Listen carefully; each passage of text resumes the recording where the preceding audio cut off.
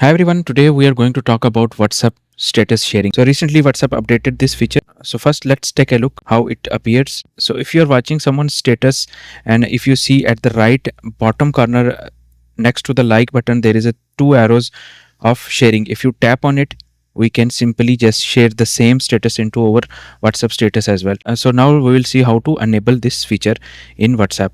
So for this all you need to do is just tap on settings, then privacy, and then you will see status. Tap on status and here the option is allow sharing.